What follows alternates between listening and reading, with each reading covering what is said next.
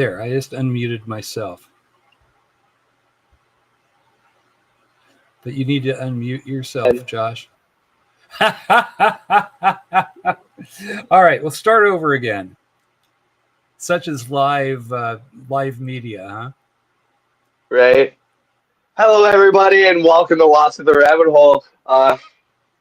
Earl got in a little bit earlier than me, but that's okay. Like you said, such as live media.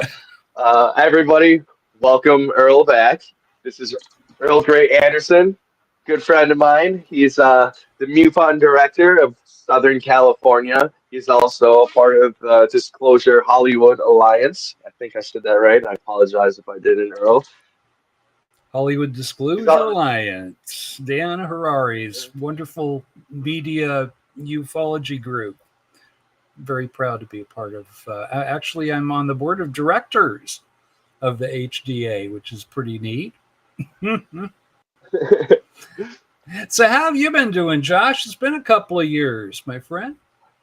I've been good. I've been a little ups and downs. I had a kind of back injury, and that's how I got back into podcasting. But I'm getting better. Had surgery, a bunch of physical therapy, but I'm starting to get better. Last we talked, there was literally right. I got the back sciatic issues too. Mine was my sciatic nerve. Oh, yeah. I know all that stuff only too well. I had my doctor appointment today. I have to, get checked up every once in a while for it. But hey, we nothing can keep us down, right? Right. And hopefully the officialdom shares some of that anti-gravity technology with us soon. And then, maybe that'll take some pressure off of our sciatic, right? Oh, Lord have mercy. A little bit of time in a med bed. Yeah, well, that's right. I've heard about med beds, but I haven't seen one, and they certainly haven't offered one for my assistant. Believe me, I was looking this year.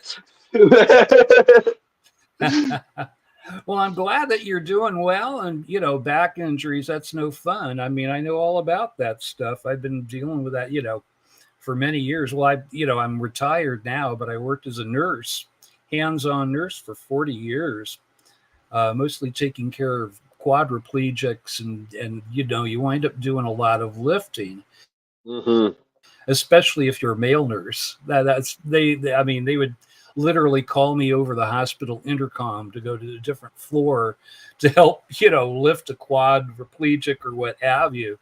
And it takes its toll. So you guys take care of your backs, use good body mechanics, use your knees, don't put the weight on your backs, you'll be okay.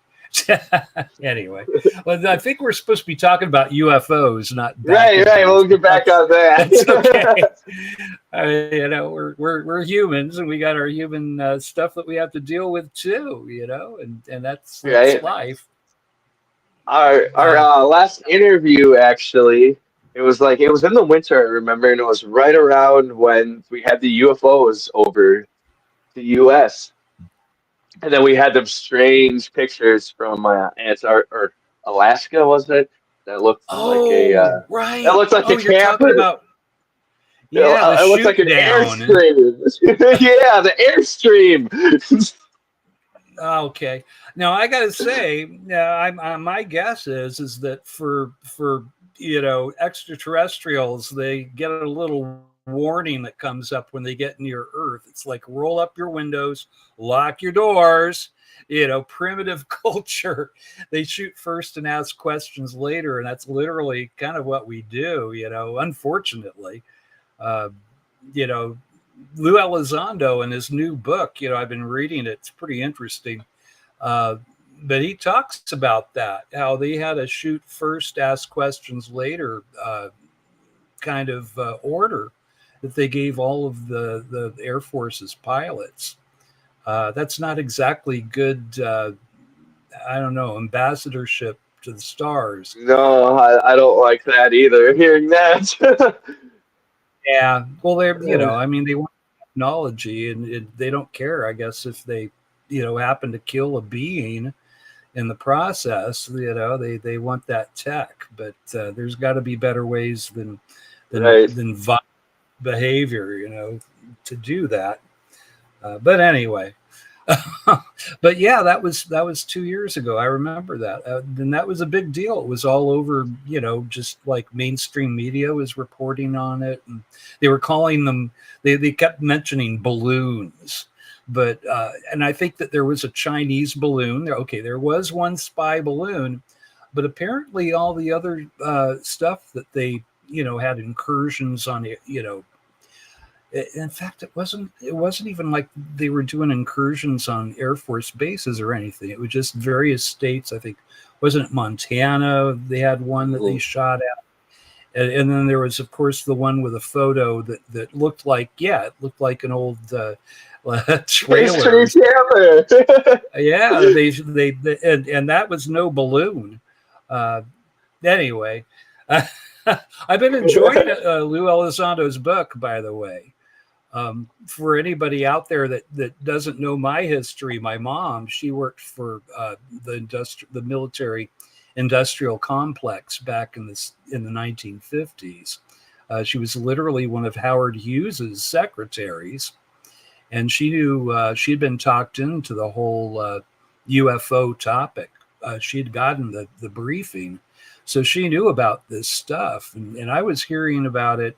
The first time she talked to me about it was 1961. I was, or wait, no, 65. Okay. I want to get the date right. No, it's 63. 1963. All right. Same year that JFK was assassinated. A lot of stuff was going on, and my mom got talky at the breakfast table before I went to my kindergarten class. And that's when she told me that she had worked in a deep underground facility back in the 1950s, and that she knew Werner von Braun. He was a friend.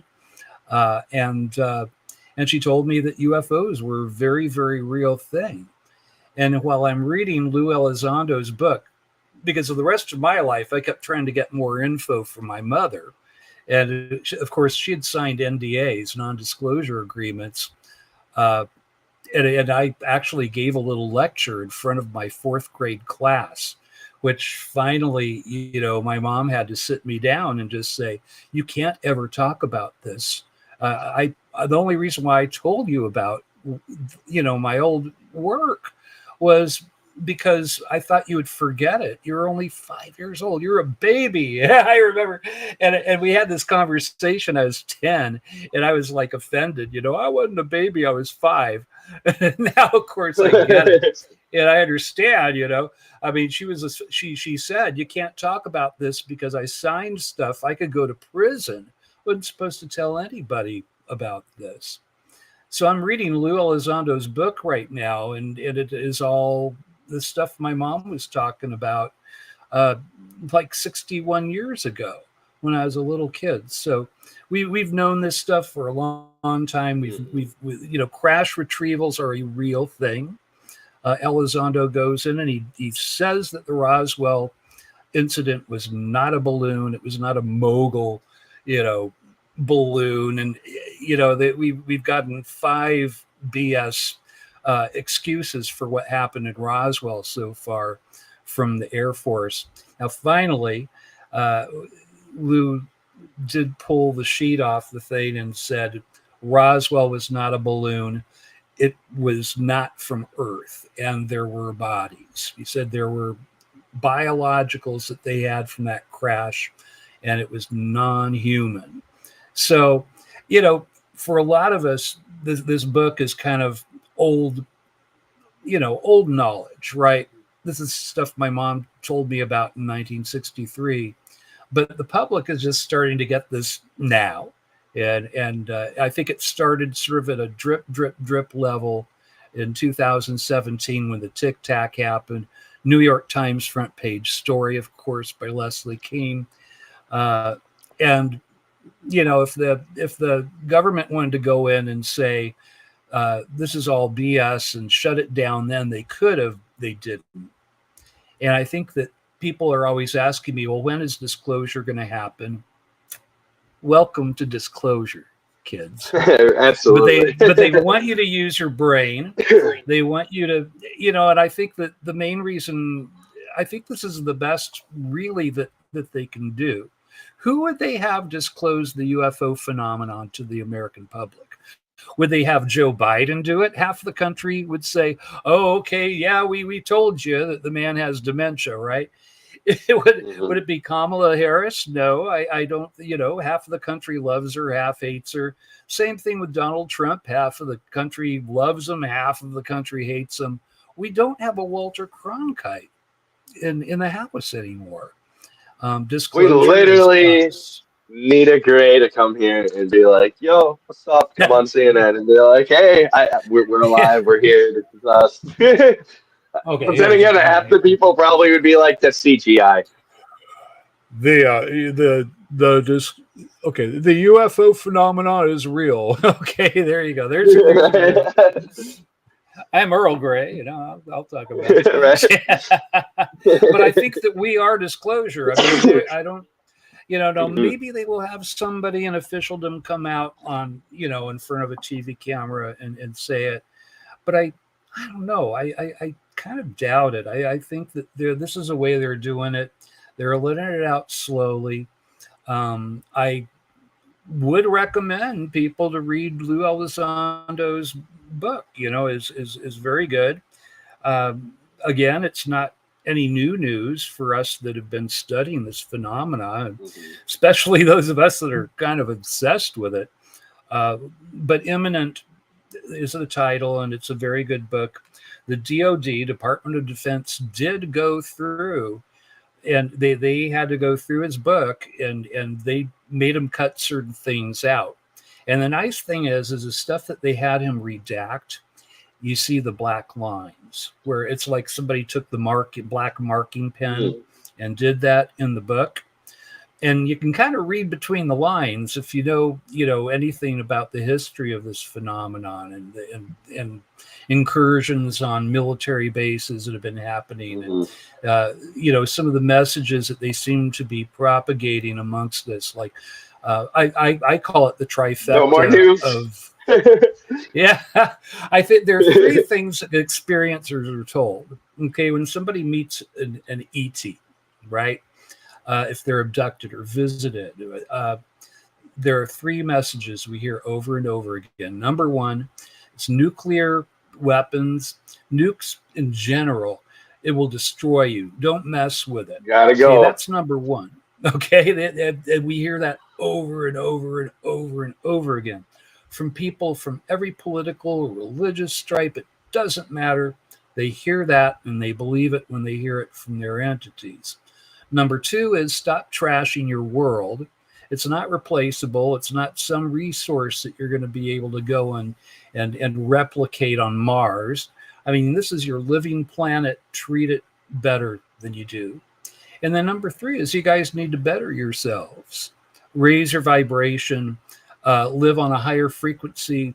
And more or less what we're being told is that you guys, your technology is way up here now, and you're still down here socially. You're acting like, like Attila the Hun, and marauders attacking each other and threatening each other with mutually assured destruction, and, which is insane.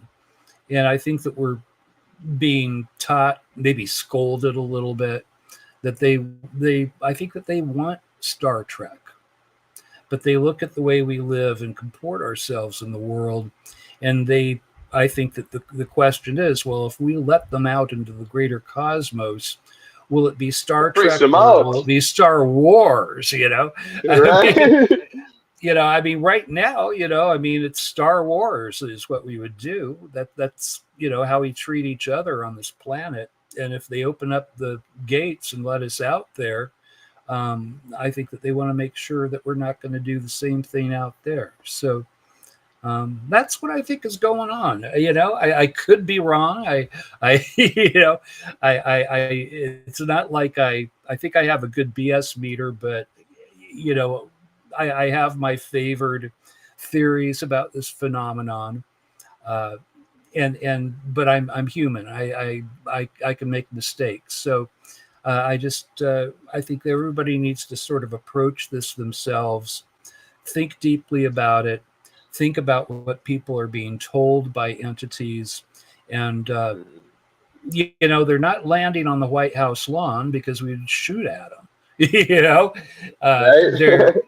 yeah, I mean, we are definitely have the, you know, again, Elizondo in his book Imminent, he says that the Air Force pilots were given orders to shoot. If you see a UFO, shoot at it, bring it down, because we That's want the just terrifying to technology. hear. Yeah. uh, One of his latest videos too, he talks about a. I'm sure you've probably heard about it too. He probably mentioned it in his book as well. He mentions an oil refinery picking up a USO, the UFOs of the sea, and No wonder. Yeah. yeah, but it's like 4 times as big as this oil Oh, refinery and yeah. luminescent. Yeah. Well, we're And, usually seeing the little scout ships, and that's what the general UFO is. You see a flying saucer that's 12 feet across or something. That's obviously, when people are taken, Mhm. abducted, etc. They see the insides of these, and it's pretty simple.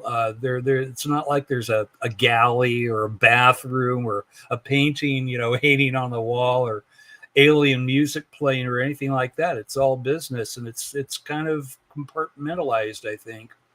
But underwater, I think they hide their motherships. I think that we usually don't see those. I think that we see the small, shuttlecraft type objects. Mhm. That's just the way that the size it was described it alone was just them Yeah, oil. They're like the size of a city block. it was very impressive. I read that bit as well.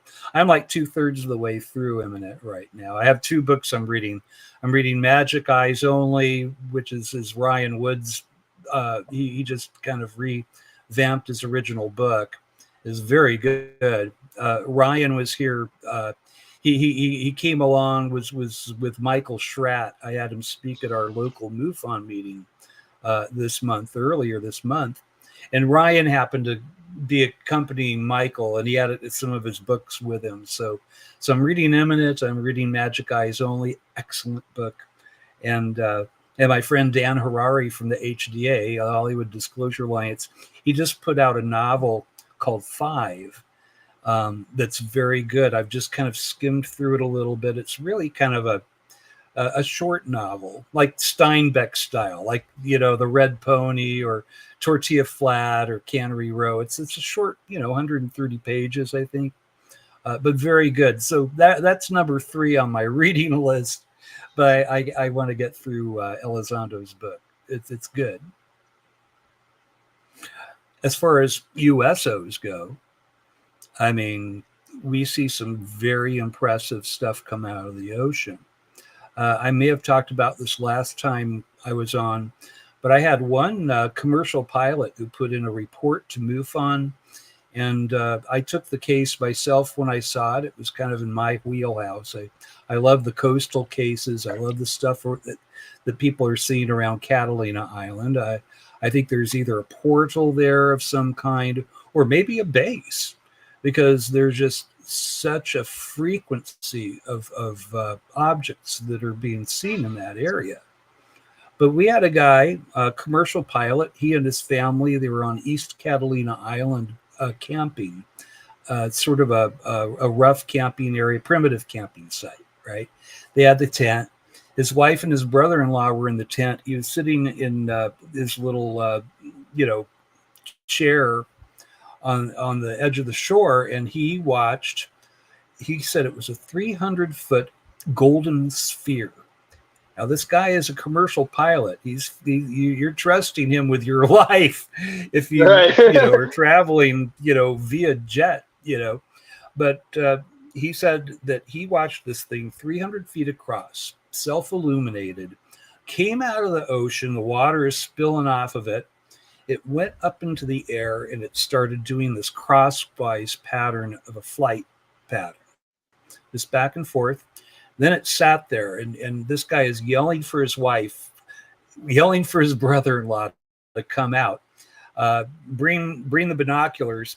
Well, he watches this thing. It shoots back down into the water, and then they're there, and it's like they're never going to believe me.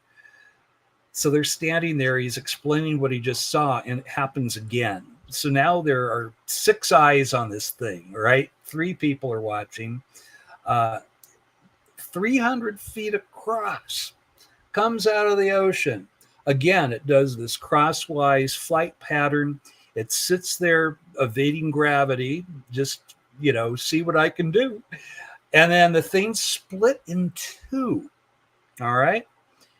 You suddenly have 2 golden spheres that are hanging there in the sky, and both of them shot up out of the atmosphere and gone. Wild. I don't think we can do that. I don't think that's us. No, it's not. That's not us. Yeah, I don't think your tax dollars paid for that particular black budget object.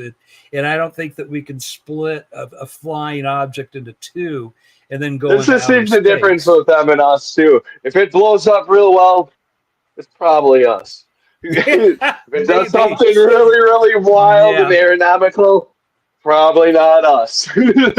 This is transmedium travel. It's from water to air to outer space. And other than in science fiction movies, I don't believe that we can do that. I don't think we have the technology. Just the surface tension of the ocean. This is why if you crash a jetliner into the ocean, everybody dies because you hit the water and it has surface tension, and it's just like hitting concrete. But whatever this object is and however it protects its occupants, and I don't think that it's a remote controlled drone. If it's 300 feet across, there's probably a crew of some kind. I don't think we can do that. And then it shoots out of the atmosphere. What is going on? But that's the kind of stuff that we're seeing near Southern California off of the coast. And this guy was the best witness he could have, trained observer. That was his run, was along the California coastline, very, very familiar with that flight path. And he told me that just dead reckoning it with his eyes, he said that it was exactly between the coast of the California coast, Seal Beach area, Manhattan Beach, that area, and the east coast of Catalina Island. So it was like 10 miles away from the shore of California here and 10 miles from the shore of Catalina Island, right in the middle. And surprisingly enough, that's where the Tic Tac was first observed when they first started getting the radar hits. Yep. Some of the UFOs. Same area. Very active area. We have a couple of questions. Replay Sci-Fi asks, hello, guys. You guys think the disclosure is part of the New World agenda? I'll answer first. I honestly don't think so. Kind of like what Earl is saying. From a lot of the contactees I hear from, they're never, ever threatening anybody or taking anything from anybody. They're like, hey, you need to stop screwing up. You need to stop polluting. You need to stop killing each other. Otherwise, you're going to roam around space. Do you want to roam around space like us? Because I'll tell you, you don't. It's kind of what I've been getting from everybody. Yeah. I mean, I'll be honest with you. I don't know. I've never signed a non-disclosure agreement, and my mom was the one that worked for the military-industrial complex, not myself. I think that perhaps there is a possibility that, I think that disclosure is happening, and I think it's happening whether they like it or not. It just is. With the internet and social media and everything now, it was easier to keep that secret before all this. I 100% agree with you on that. I was sorry to interject, but I was going to say too, I honestly think a big part of what our government is doing is there's so much information out there now, and they're like, well, we committed all these crimes, and lied and lied and lied. Exactly. And so now, how can we spin this so we don't look like we're the bad guys? Because we're the bad guys. Yeah, Well, it's going to how be do we spin difficult. this? It's going to be hard for them. I mean, as David Grush even said that there were bodies buried around this phenomenon. I mean, I'm looking at Jennifer Stein and Peter Robbins. They did a really wonderful video here that was about James Forrestal, who supposedly was a member of MJ12, was the original,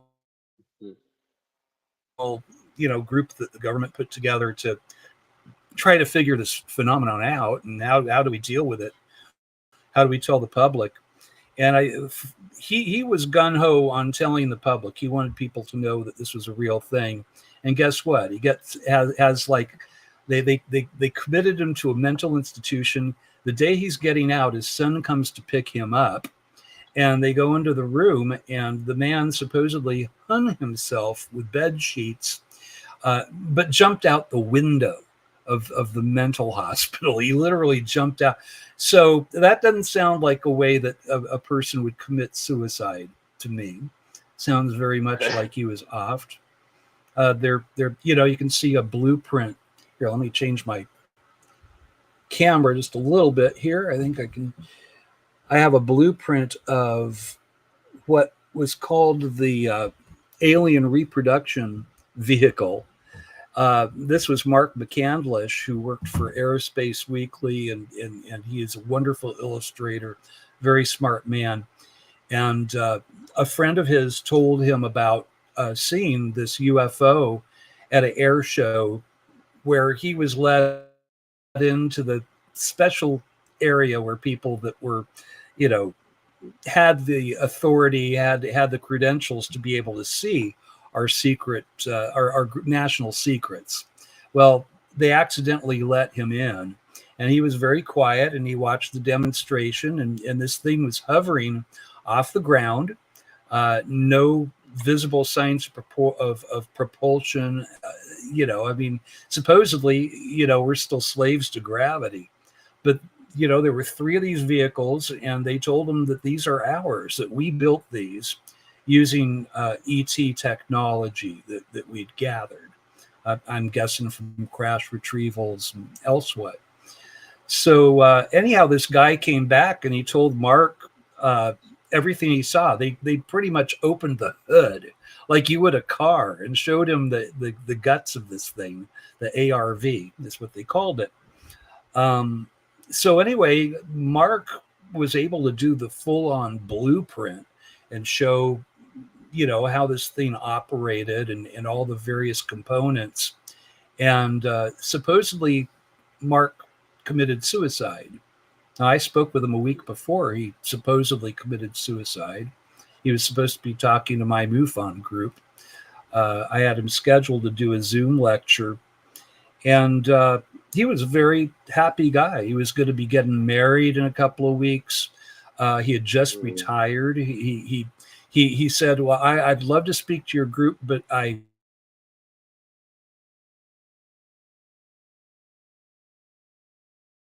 love my dogs, so it'll have to be on a day when I'm not working at the shelter." I mean, this is the kind of guy and the ethics that he had, and there was no depression there in this man. And supposedly, I'm supposed to believe that a week after talking with him, with all this good stuff going on in his life, that for some reason he shot himself in the head, with a sidearm that he bought to protect himself, because he was afraid that maybe, revenge would be taken on him for creating this blueprint of really sad. that which is a UFO that we built. And you can actually find the blueprint. It's on the internet. Just put in Mark McCandlish, McCandlish, ARV, and it'll pop up. So stuff like that is out there, and they're going to have to. I mean, these questions are going to be asked. So I don't know. They're going to have to come up with some kind of a blanket protection for these guys that were following orders or what have you. It'll be right, a mess. I feel like some Disclosure would people be do best. care if they go to prison. Yeah. I mean, it's scary. Um, yes, it is. I mean, there's even weapons that are dedicated to dealing with people like this. I've heard incident, well, the ice gun. I'm sure if you've heard about that too. The That gun Havana that's syndrome that people are yeah, suffering. Some experiencers and some researchers. It's they call it the Havana syndrome because uh, American ambassadors were going to Cuba, and they would hear these weird noises in the hmm hotel room over them, and then suddenly they're having these terrible symptoms that ranged from uh, horrible migraines, nausea, eye problems, ear problems, balance problems. Uh, wild problems. Waking up with your Horrible. eyes bleeding, Yeah. having a migraine So, so bad that your eyes bleed. Like, oh, yeah. So I don't know. I hear certain and again going back to Lou's book, Imminent. He talks about the Colares incident that happened in South America, where orbs, I guess you'd call them, self-illuminated spherical objects that would shoot lasers at the townspeople and make them sick. Um, I don't know that. I mean, I don't think that all of the ETs are good.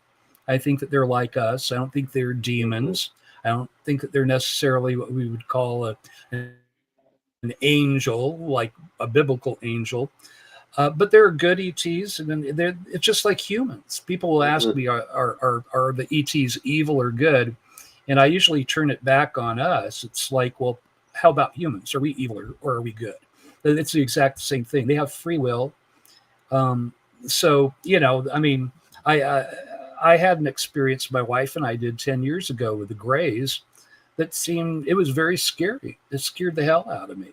And they were non-communicative, but they took blood. They did the whole paralysis number, and but we do the same thing if we're studying a pride of lions, right? mhm. You hover over them with a helicopter, you tranquilize one, you go down there, you tag them, so you can find them, a little radio transmitter.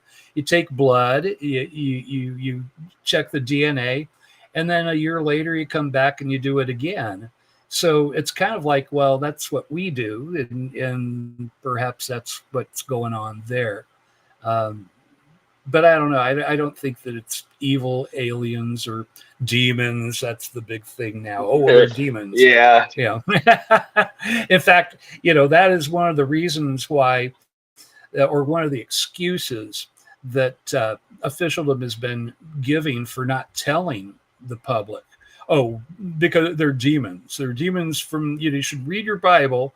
It was foretold they're demons, against God. And it's like, well, then what are we? We do the same crap. Right. We really do. But that But that has been anyway. interesting too. I do a British show called Dark Mirror Radio with a couple of my buddies from Mm, England, and we've been discussing the Vatican a lot recently in the past year. They've been oh yeah. being more involved with the UFO community, especially with their artwork they've been putting up in the Vatican. Hmm. There's we have Oh one that we recently posted where it's a cardinal talking, but behind him is a sculpture which looks like a UFO, and it's like got lines that yeah. looks like it's seeding into the planet. Wow. Like we wonder what that's about. I'll have to send you that picture. It's pretty bizarre. I'd love to It's see it. clearly it's clearly a saucer. Well, Jacques Vallée, I'm like a big Jacques Vallée guy, and he's been talking about this stuff for a long time. Had one book he wrote called Wonders in the Sky. Had a co-author, brain fart. I can't think of the co-author's name. Great guy though, wonderful book, and there's a sequel now. But this phenomena, it didn't start with Roswell. It didn't start with Mm-mm. the Battle of Los Angeles in 1942. I mean, it goes way back. The Rand Corporation all right, which was a subsidiary of Hughes Aircraft. And my mom worked with, right? My mom's best friend worked for Rand. But for their employees, they would hand out a pamphlet. It was about UFOs. They'd hand it out, new employee for Rand Corp. Okay, here's, I guess you would get it with a little package you'd get for a new employee. Well, they talked about like some of the what are considered miracles, the Virgin of Guadalupe showing up and all the people seeing her. They're kind of looking at that. And so Jacques Vallée brought this up, that it had every single aspect to a UFO sighting or an entity sighting. It wasn't Jesus. It was just a woman. And she wasn't, holding a cross up or anything. So I kind of think that was probably an entity sighting that happened. And of course, I mean, in Rome, way back in ancient Rome, they called them flying shields. And it's in the literature. People have seen UFOs forever. Christopher Columbus, the Nina, the Pinta, and the Santa Maria, they were being followed by some object that was lit up that was in the sky when they were on their way to the New World. The Wright brothers hadn't invented an airplane yet. At that point, you didn't have dirigibles, you didn't have balloons that could cross the ocean. So something was in the air, it was all lit up, and it was following them to the New World. Absolutely. Yeah. They've been around for a while. There are those that think that they may have had a hand in our creation. I don't know. There's a possibility. Right? And you talk, I do a lot of more like esoteric episodes too. And I've talked to a couple of remote viewers, and I've heard them saying that they've seen people come, seed our planet, and then take off and go off somewhere else and just keep doing the same thing. Literally lock the doors and roll the windows up. Yeah. Well, know that they're going around the planet to planet, like spreading life and then going off and then going off and going off. That they're just continuously panspermia. Doing this. That's okay. Who panspermia was brought up by the same scientist who came up with the original steady state theory. Oh God, I'm getting old. Names are leaving me anymore. But I mean, that is an idea that the universe was possibly intentionally seeded with the stuff of life: carbon, hydrogen, nitrogen, and oxygen. Right? Those are the main components in our own Kuiper belt. That's outside of our solar system, kind of like the boundary between us and interstellar space. And those are the components of life: carbon, hydrogen, oxygen, nitrogen. You have those, just add water, add water and sunlight, you've got life, eventually. So, we have a Rotterman is asking me a question here. Yeah. Hello, how are you doing? And I'm sorry, I don't know how to pronounce your name. Is it Polly or Polly? But I'm gonna say Polly. But Polly is asking, what do we know about underwater aliens? They haven't really. If they know about them, they haven't told us. Right. But we certainly see them coming out of the ocean. And I think it's a possibility. What if we're being visited by aquatic intelligent beings? I mean, for them, living in the ocean may be just as normal as for us living on the surface of the planet. It would certainly explain why we keep seeing these coming out of the ocean. And we had that base down there. We had that recent discovery a couple of weeks back. It's been about a month now with black oxygen. If you heard anything about that, they're believing our concept of, they found these rocks that are giving off oxygen in the bottom of the ocean. And they're calling it black oxygen. So now they're saying we have to go back to all these aquatic planets, because now we have no idea if there's life on it, because now our concept of oxygen is completely wrong. Wow. Well, what if, this is a theory. of mine, but again, I'm not saying this is the way it is, but it's a possibility. Back, say, in the 1940s, 1950s, early 60s, you saw all manner of entities, right? You'd see little people that looked like us. You'd see gnome-looking guys. There was, they all look different. And now it seems to be like just certain types of ETs people are seeing. The Greys, the tall Nordics with the blonde hair, look like, elves from the Lord of the Rings or Viking maidens, the reptilians, of course. Those are kind of the main races people are seeing, but mostly you see the Greys. Some well-founded rumors are that when they have done autopsies on the bodies of Greys, that it had a very simple alimentary system. Like, it wasn't, they're not built to last. No sexual organs to speak of. They're not replicating themselves the way we do. What if they're like, if you ever saw Blade Runner, you had the replicants where they would build biological, more or less servants in that film, the science fiction film. But maybe that there is some truth to that. Maybe they have a limited lifespan built in, and they can either be intelligently occupied somehow by the real intelligence. Maybe they're living under the ocean. Maybe they have a base in the rings of Saturn. We'd never know. What if they're remotely taking over these biological robots? And that's what we're seeing when we see the Greys. Because that's like an the main guys. Yeah. So, it might, the actual intelligence that is behind that Grey may be controlling it remotely somehow. And maybe they look more like an octopus, or maybe it's like a light being. Some people say some of our visitors don't even need bodies anymore. That the orbs that people see are the ETs. And maybe that's, maybe there's some truth to that. Who knows?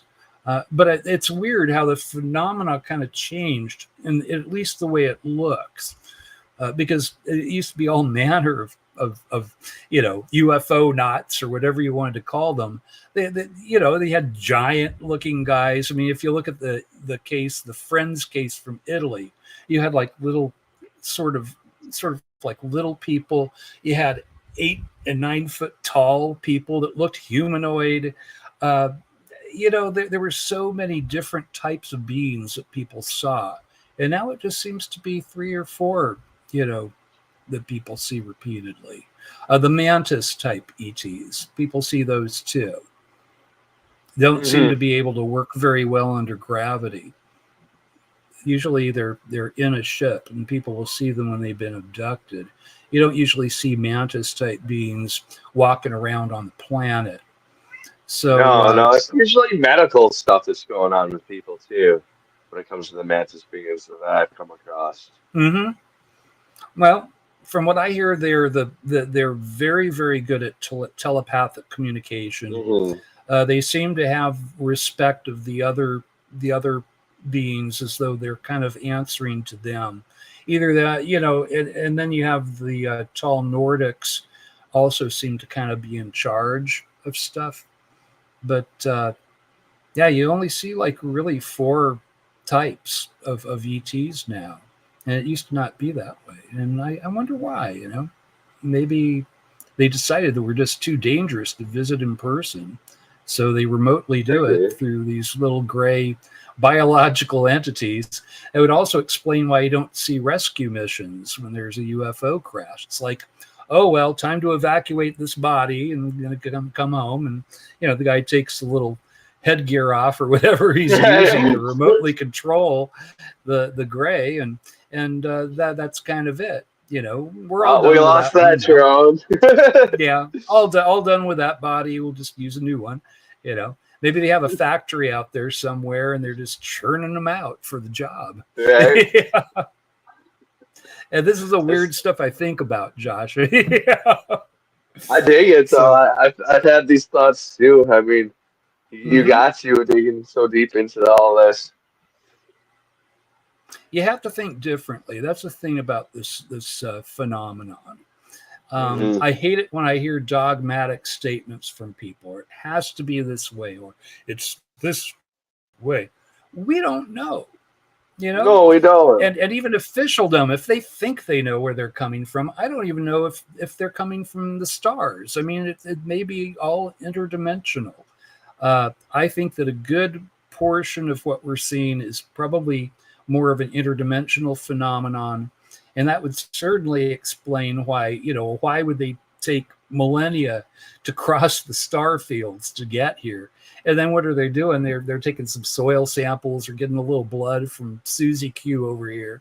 That doesn't make a whole lot of sense, What? So they go back into the ship and they're going to travel, for 1,000 years to get back home. I mean, it's so much neater and makes more sense if they're coming from right next door. They're just on another, it's a parallel universe that they're coming from. It would also explain why they look like us, a head, 2 arms, 2 legs, and a torso. If the universe is laid out with parallel universes, perhaps they kind of mirror each other as they go up, and that might explain some of the stuff around this phenomenon. I think you And have to then be you got open to all one. that. You're the one that told me that about this. The one guy got pancakes. Yeah, yeah. Yeah, the Simonson case. Yeah, that was the Eagle River case, one of Dr. Yeah, in Hynek's Wisconsin. favorite cases.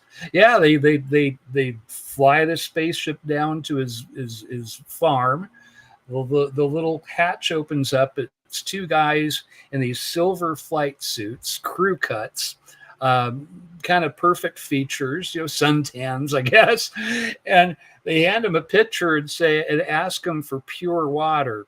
He goes and pulls water from the artesian well, brings it back to them.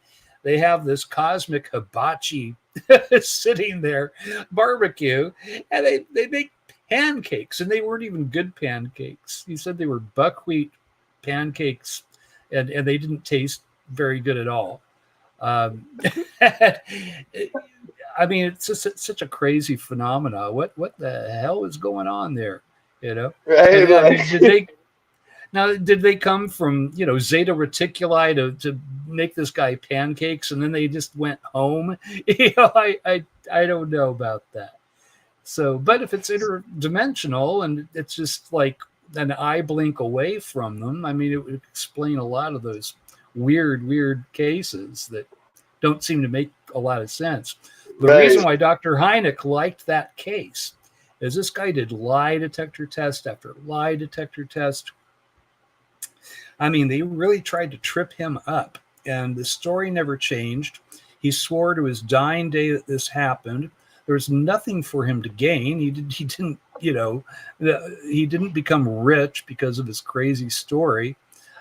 He got ridiculed over it, like all of us do when I go and I start telling people that UFOs are real. You get the Hmm. ridicule sometimes, even still. Yeah. But anyway, they loved that case. Hynek and and Jacques Vallée both love that case. I love it too, and it's crazy Me crazy too. case. I think that there's always a note of absurdity, and it's intentional. That's there in the very best cases, uh, and I like that. It maybe shows that our visitors have a sense of humor or a sense of irony, and maybe they like to Right. mess with us a little bit, that we want everything to be scientifically perfect, right? And so they intentionally, they come here and they pick some flowers and go home. That doesn't Right. make They a just lot of wanted some sense. Wisconsin pancakes. Who knows? Yeah. Well, there's one case, my dear buddy Greg Bishop likes to bring it up every now and then. Another case from Italy where these ETs that look like little gnomes, they stole this woman's flowers. Then they left. It's just so absurd. Uh, but it's a really good case. And I don't know. I think that absurdity maybe is a little eye wink, a little nod to us who are smart enough to figure out that it's not just astronauts from other planets that are coming here to visit us, like, the Apollo program. It's something I always different, wondered that too. weirder. I have a guest in here too. Her name's Angela. She's a contactee. She actually had one that kind of resembled a fae. And sometimes I wonder, like, are the fays extraterrestrial, or do they get a kick out of pretending to be? I mean, we do know they're trickster people. I mean, do they get a kick out of do them themselves know who the extraterrestrials are, and they're like, hey, we can pretend to be them and mess with people because we find that funny? Or maybe there is they actually do trickster travel to, right? The trickster element. Well, you've got the whole the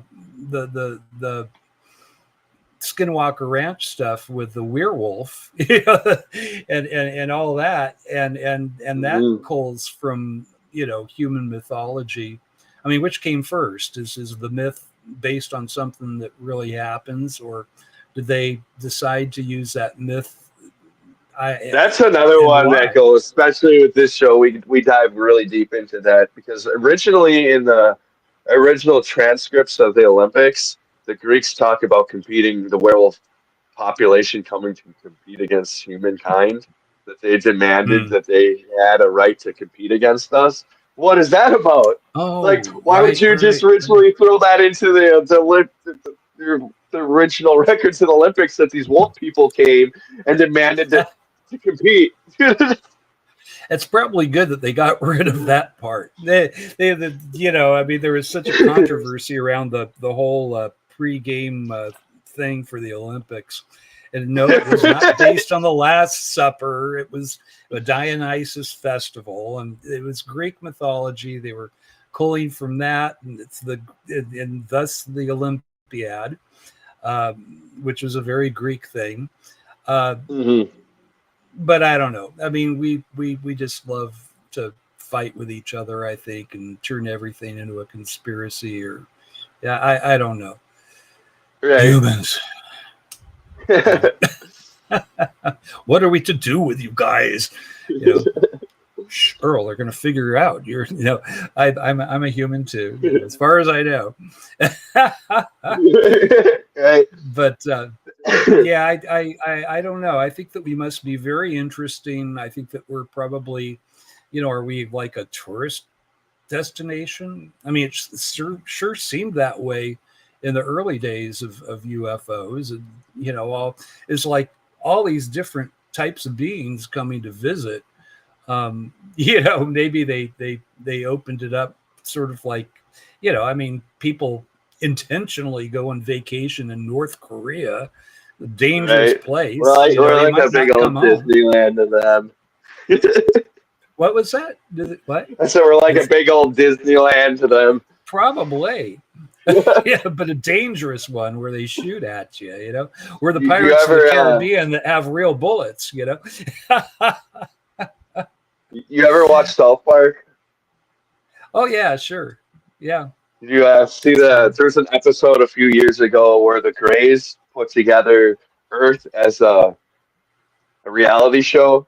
And that's like why there's different races and all sorts of different animals, because they just threw us all together on one planet and we're filming us, and it was funny. And then we figured it out, and they're like, "Well, we're gonna cancel you because you're not interesting anymore." Oh no! Well, there that might be a good reason not to do disclosure. Yeah, I mean, if the ETs wanted to disclose, they could do it right now. They could show themselves over every major city, just paint a mothercraft over every major city in the world, and there's your disclosure. But I don't know. I don't know that we're ready. I really I hope we are, but they want us to evolve more. Yeah. Yvonne Hunter, you're asking, do you think aliens are drip feeding us slowly until we have the intelligence to move forward? Yeah, maybe. Yeah, I mean, I don't think we're ready for prime time yet. I mean, that's what people keep getting told is, your nuclear weapons, you got to stop that. You're going to destroy yourselves. You treat the earth like it's disposable. It's not. It's all you got. Mhm. It's your beautiful home world, and you treat it like a toilet, and then, you need to better yourselves. So it sounds to me like we're not there yet. No, I mean, I love the Star unfortunately. Trek Prime Directive thing. I don't know that Gene Roddenberry had an internal source feeding him stuff. Some people will say that. I haven't seen any. I don't have any reason to believe that that's true. But I think that the Prime Directive and the way that Star Trek kind of tried to blend in and not create havoc and not, because I mean, if it's done wrong, I mean, it could collapse society. That's my mom's old thing. She would double down on that. I got older and I'd start asking her that question: why the hell are they keeping this secret? Because she would say they're never, ever, ever going to tell the public. And my mom knew. I mean, she knew this phenomenon.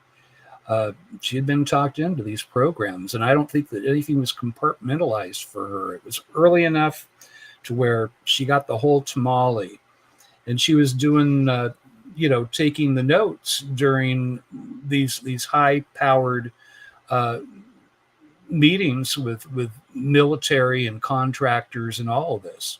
So I think that she had to Gee, know all of this stuff.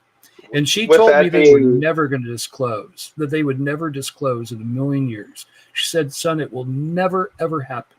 She said, Star Wars is not far-fetched. She said, this is realer than you can even imagine, but they will never tell the public. And it kind of frustrated me. It'd make me angry. Still kind of does, But she was just telling me that was the attitude of officialdom. At least, she told me that up until the day she died. She passed away in April 1999. Now, maybe something's changed. I don't know. Maybe something's changed with the attitudes of officialdom. Maybe they feel like, well, the jack in the box is already popped. You know, uh, it's already, we got to tell them at least something now. Maybe we're there, but the ETs aren't.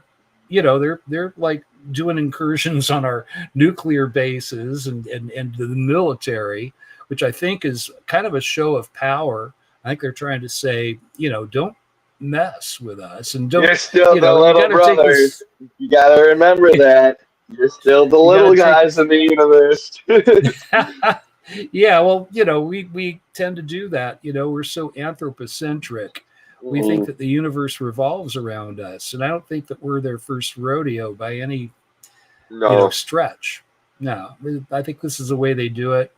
I think they probably know when a society is ready to know, and I don't know that we're there yet. I mean, if you turn on the news, I mean, we're xenophobic against other humans. Your skin is a different color than mine. You must be eating my pets. I mean, this is kind of where people are at. We're so afraid of the difference out there. Difference is considered like it just clicks off all the threat meters in people.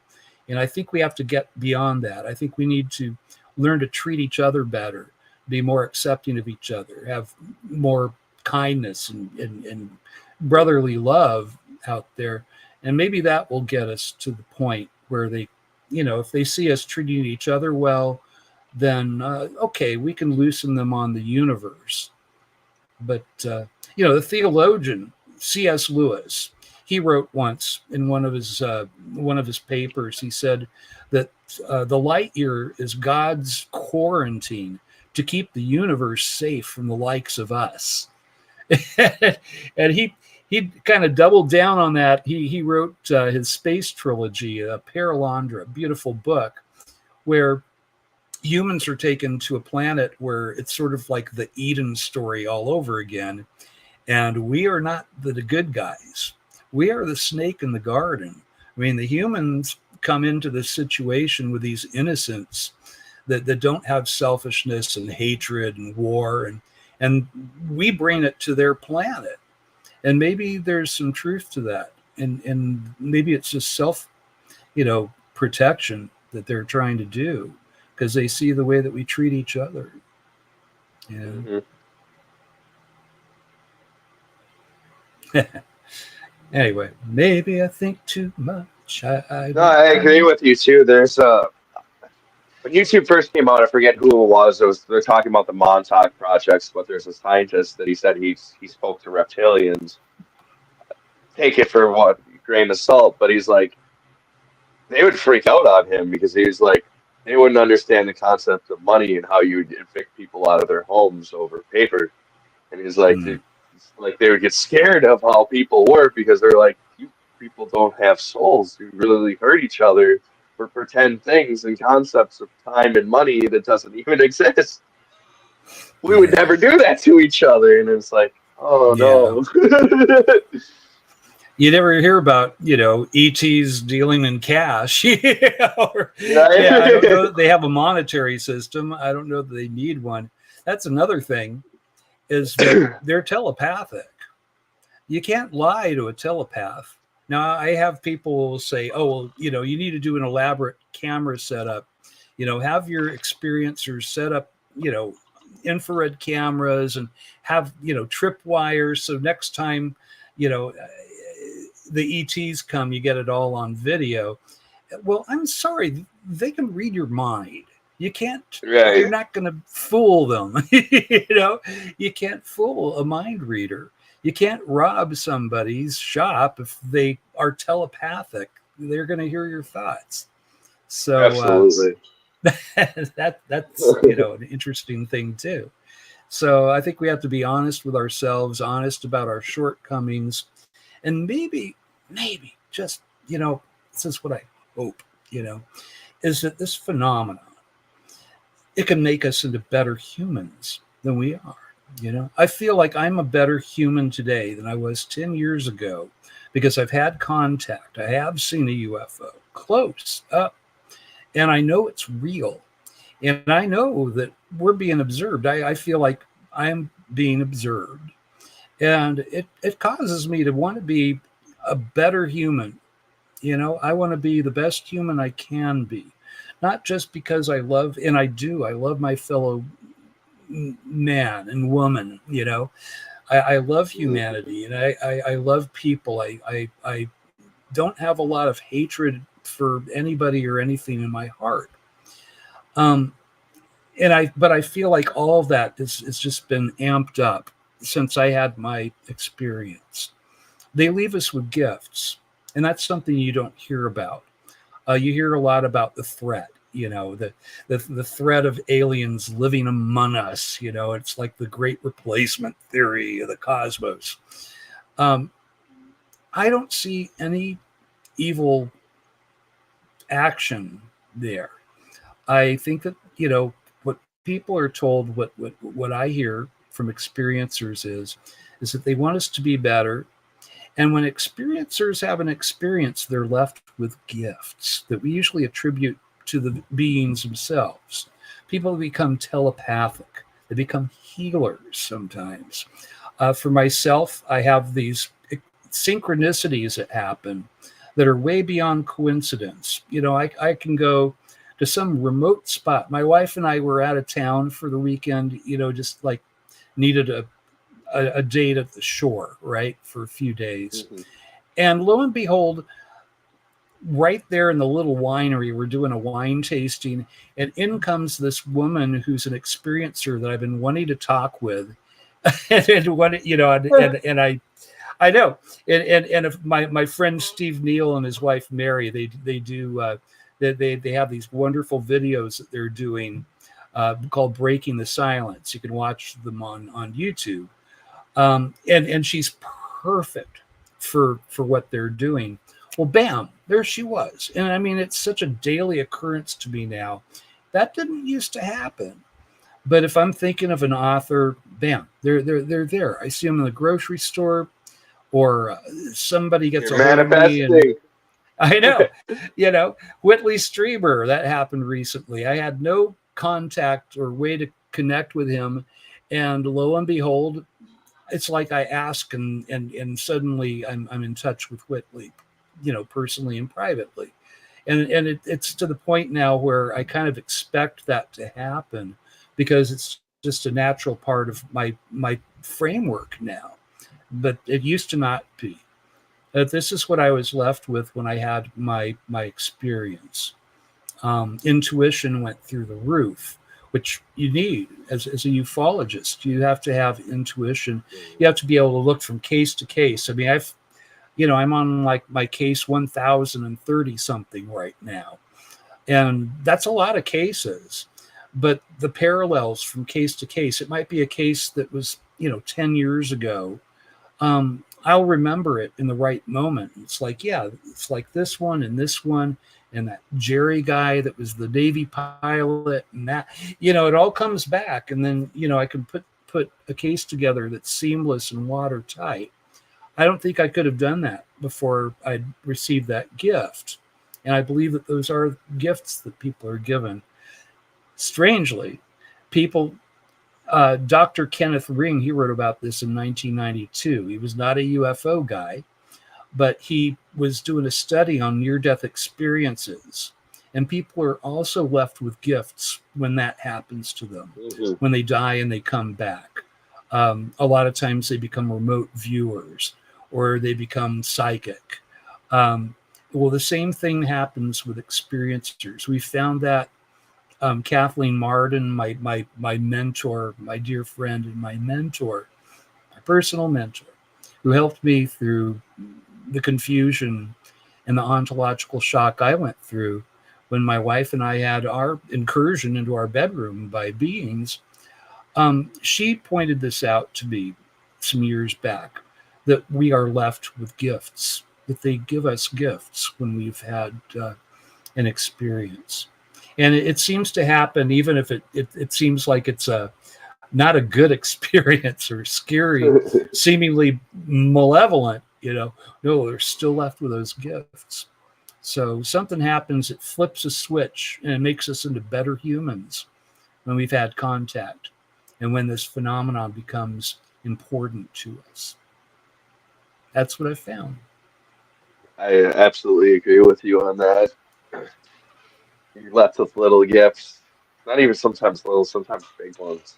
It's almost just like they unlock a part of your brain that you didn't know that you had.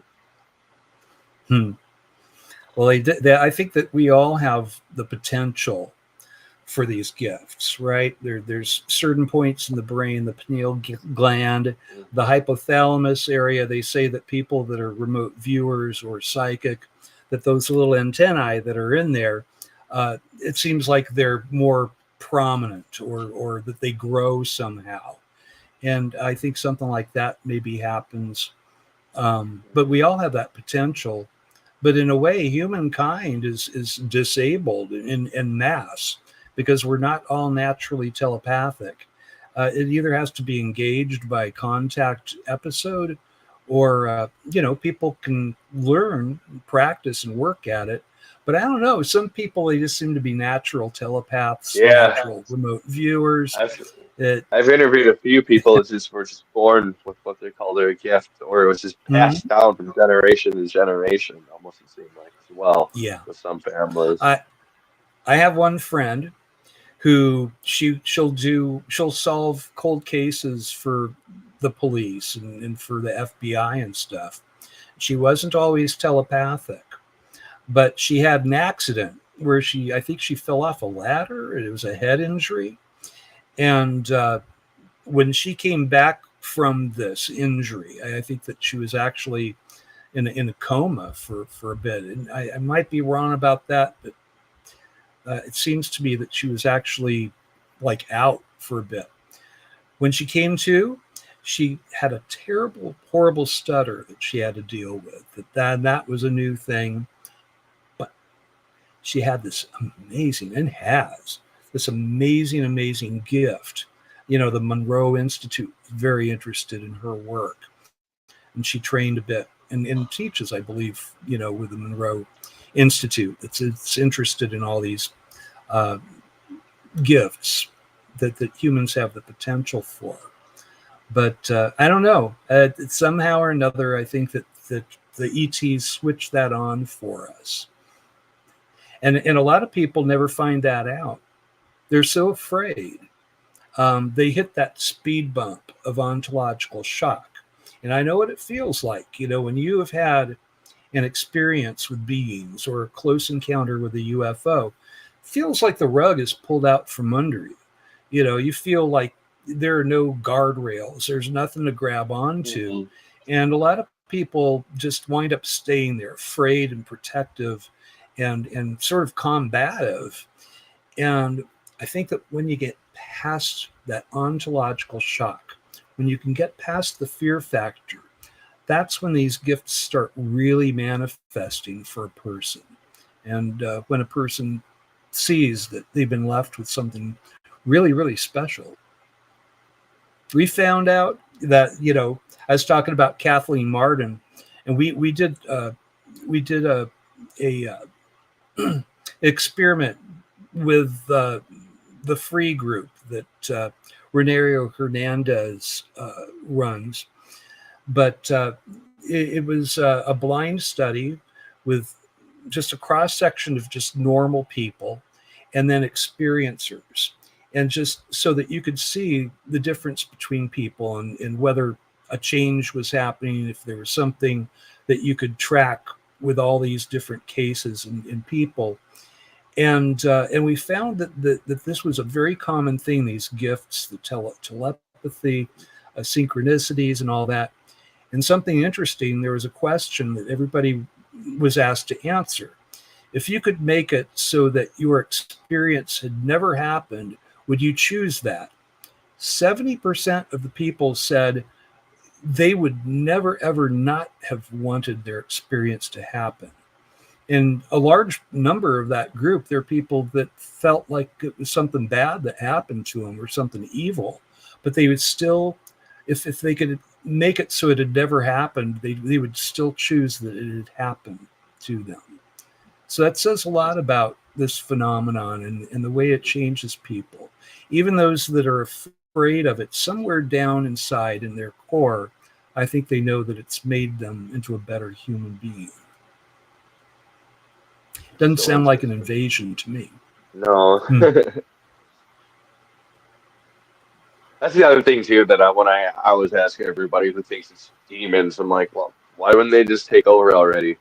I mean, they can control nature and fly ships. You'd think they would be able to take us. I don't know. I mean, there's one passage in the New Testament where there's a guy who was demon possessed, and Jesus cast the demons into a bunch of pigs, and they all ran off a cliff together. That wasn't a gray alien. It wasn't, spirits. Demons are spirits. They're not flesh and blood. And the beings that we're meeting and we're seeing, they're physical. It's not like they're spirits. So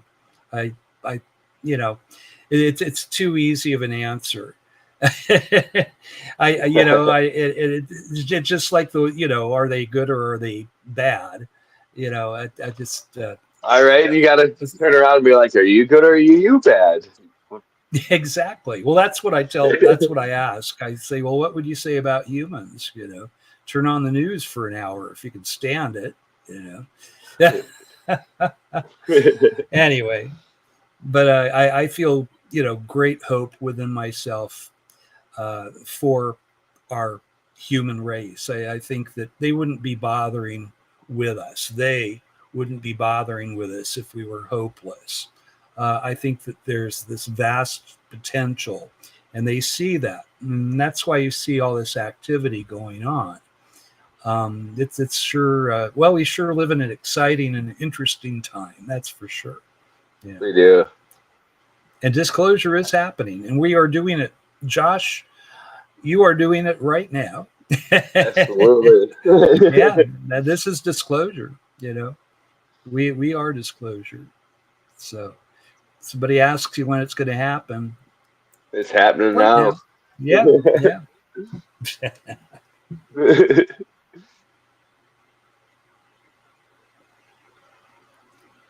The other thing I was going to ask too, with your mom working for Howard Hughes, did you happen to see that new cartoon that came out about Elvis?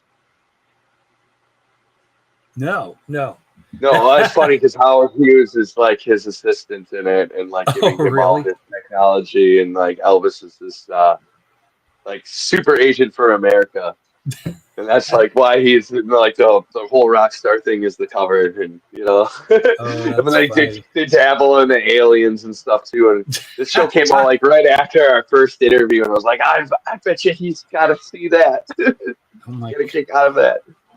Richard Nixon apparently deputized Elvis Presley he made him into a narc. That, That is that, true. there's an episode that covers this.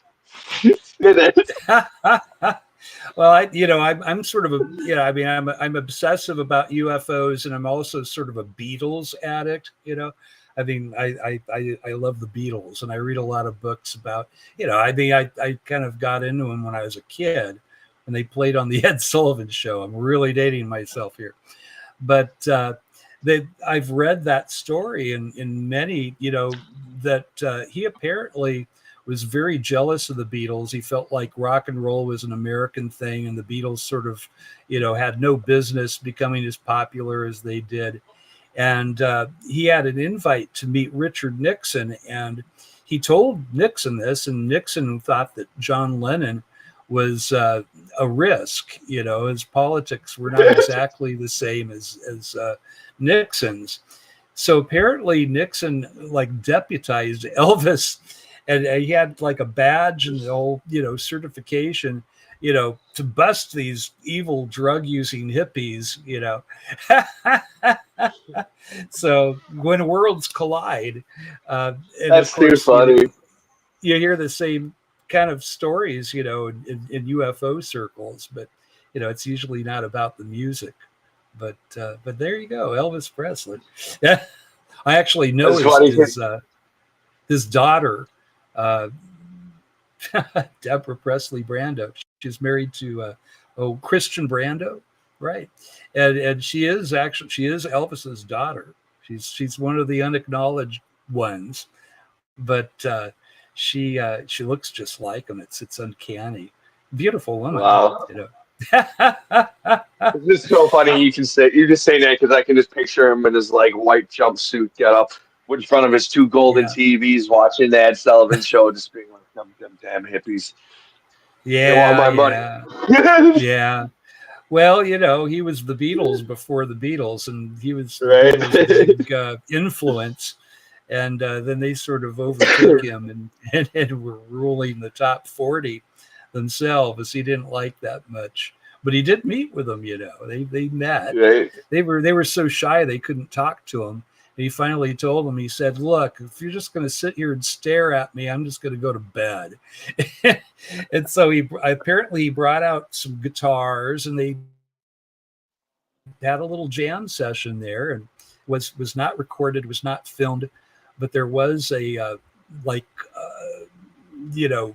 I don't think they had the National Enquirer back then, but there was one of the photographers, what do you call it?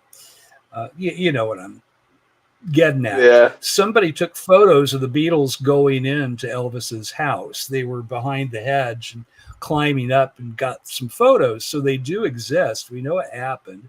And you have Priscilla Presley answering the door, and there's Paul McCartney walking in.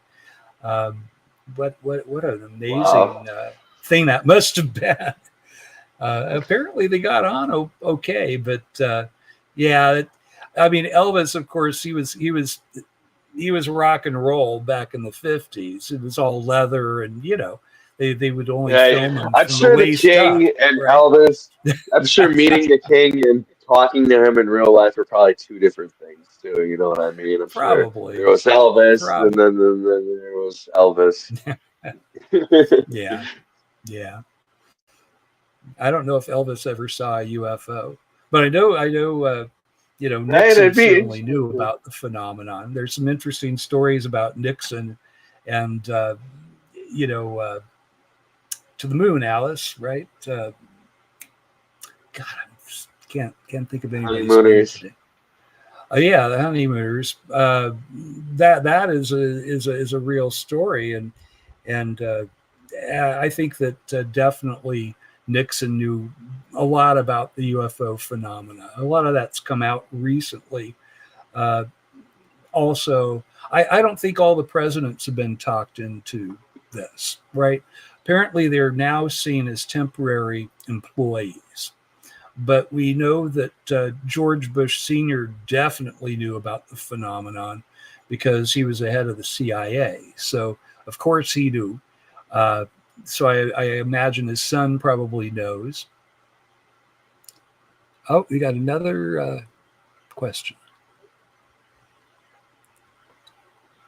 What was that? I didn't see the last question there, I Josh. will. Oh, a really relevant way to understand what is happening. It's true, it is happening among us already. Very interesting. Earl Grey Anderson will explain. Thank you, Vaughn. I try. I do the best I can. Jackie Gleason. That's the name. I couldn't say it. That's Reason. just Yeah, Jackie Gleason. He was obsessed with UFOs too. He had a UFO really. house. I I want never his knew house. that. It's upstate New York. It's beautiful. It's shaped like a UFO, and then they had a little shuttlecraft, which was, I guess, the servant quarters or whatever. And so it's like the big mothership and a little. Yeah, you can look it up on the Google machine. Just plug in Jackie Gleason's UFO house. It'll pop up for you. God, if I ever get rich, I'll own it. Probably won't happen, but there you go.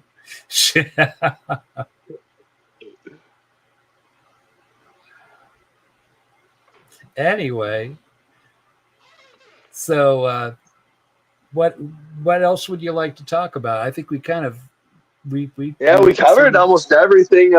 What's happening with you and MUFON in coming up? So busy with MUFON. I'm actually speaking next Wednesday.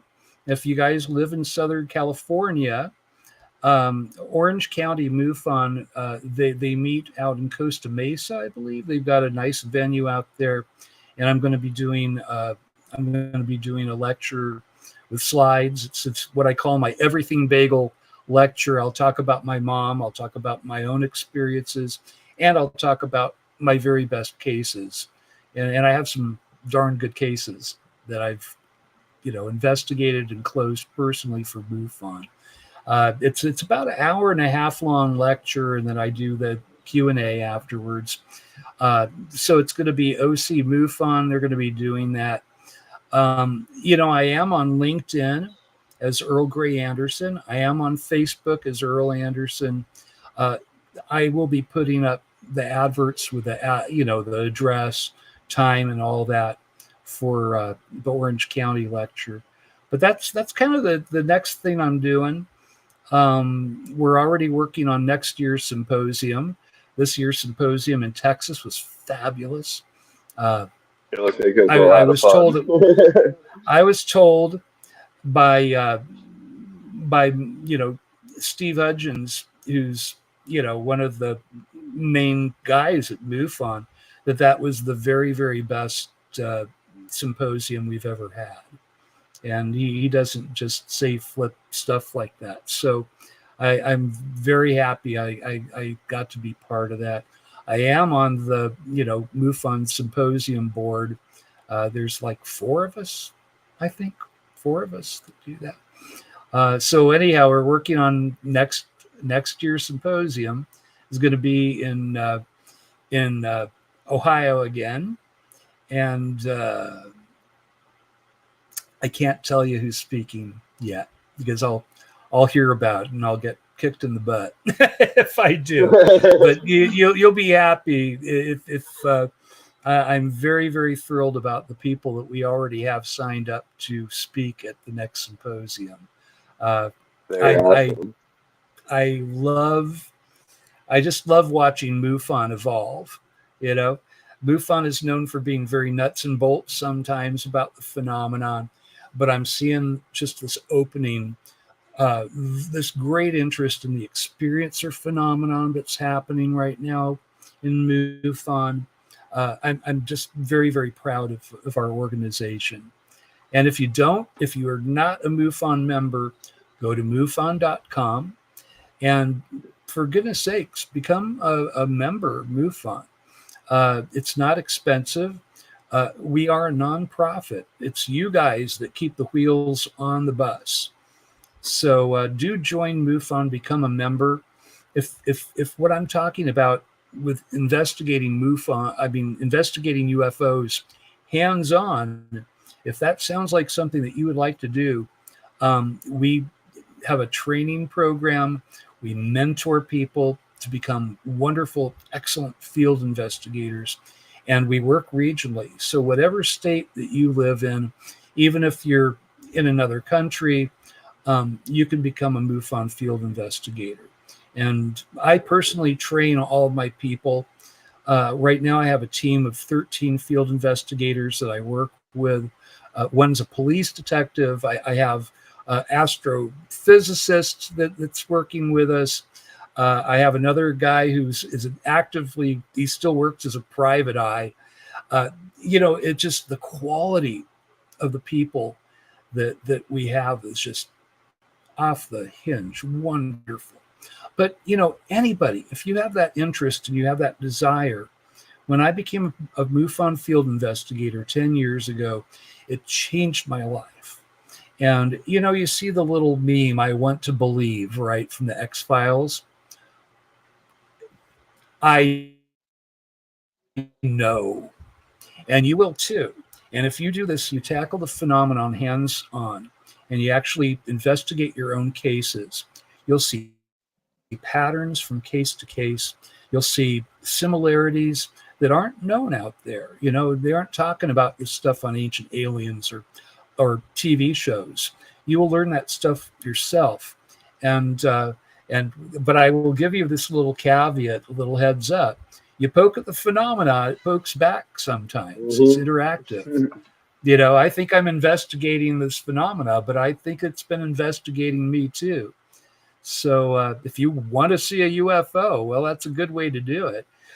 My chief investigator, he was complaining he'd never seen a UFO, and he was at the beach like about a year and a half ago, and he watches these 4 black diamond-shaped objects, perfectly silent, shoot across the sky towards the shore, and then they seem to dissolve in midair, some kind of camouflage or that they were using.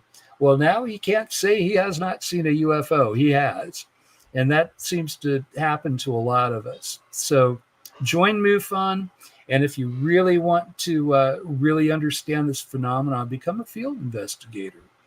It's not, you have to put some time and effort and work into it, but it is so wonderful and worth it.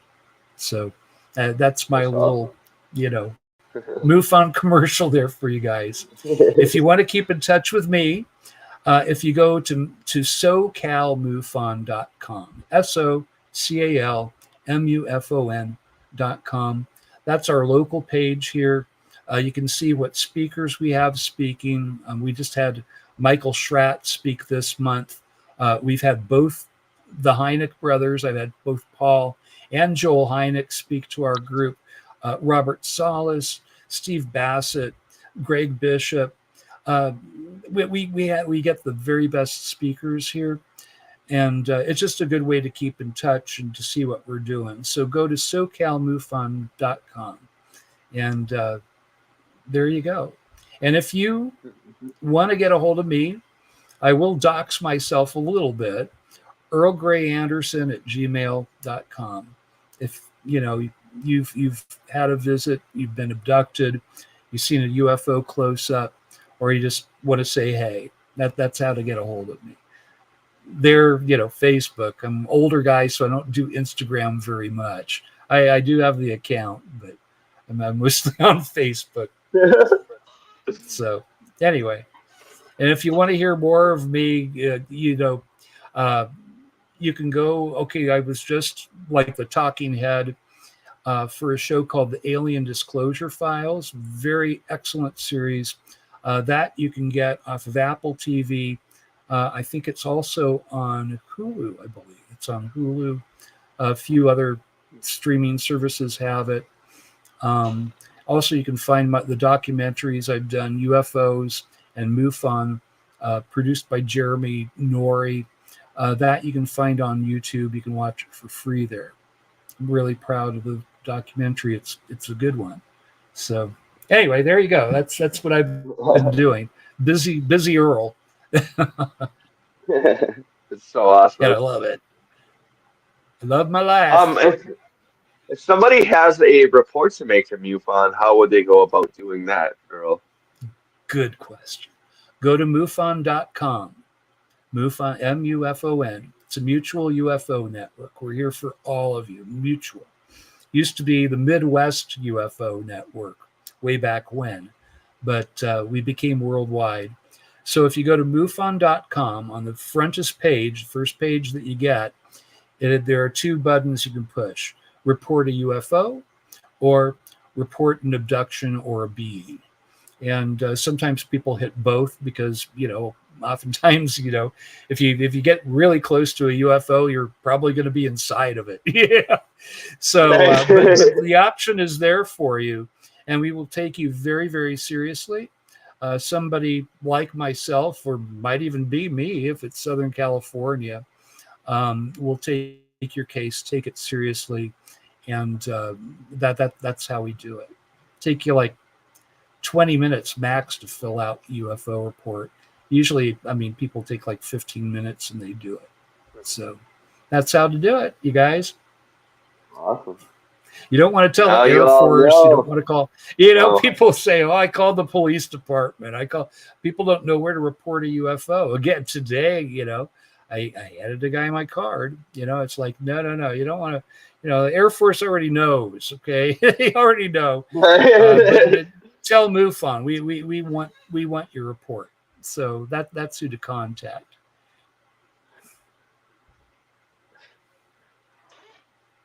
Awesome. Yeah. All right. Is there any open up for any last questions for either me or Earl? Sure. Bring them on, you guys. If you have any other, any more questions, I'm happy to answer them if I can. Yeah. See. Also, I guess I should promote. I do have on KGRA Digital Radio. I have a podcast that I do where I'm the host, and I'm, somebody else is doing this thing, right? And we just the last episode I did was a couple weeks ago, and we did a deep dive into the Jackrabbit abduction case. I don't want to tell you too much about it, but I had the main investigator, who's my police detective. I gave the case to him because I wanted him to treat it like a detective would. This abduction case would hold up in a court of law. That's how detailed it is. MUFON, pretty much, it was the last case shared at the symposium this year. It was kind of like case of the year. But it's an amazing case where, all I will say is that the ETs took on the aspect of jackrabbits blocking the road. And when they turned around, they were no longer jackrabbits. And these two women had many hours of missing time. Wow. There's lots of medical evidence. There was a healing that was done, and an appendix that was actually fixed that was ready to blow on this woman. The two main witnesses had just been honorably discharged from the Navy doing a cross-country trip. Freaking amazing case. So if you go to KGRA Digital Radio, that's where you can hear my podcast at. And you can also watch it for free if you go to Facebook. If you go to Facebook and go to the KGRA page, you can stream it there as well. Cool. So any more? No questions. You guys, you know everything about the UFO phenomenon now. My work is finished. We have one. Tell the truth. Who here is an alien in the chat?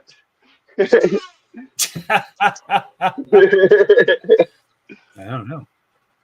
I don't know. Daniel, you're gonna get My us wife always arrested. kids me. Don't bring the fuzz, man. I know. That's my wife's thing. You know, she'll say, Earl, if you're an alien, it would explain a whole lot. You know, so, I don't know. You have to talk to my wife. Anyway, I don't know. They say that they walk among us, and that I believe that. I do. Right, me That's what too. I'd do if I wanted to understand humanity and I wasn't a human. If I could take on the semblance of a human and live there, that's what I would do. That's the way you do it. You know. So Right? there you go. As far as I know, I'm fully human, but well, I don't know. I mean, my mom was Yeah. pregnant with me when she was working in the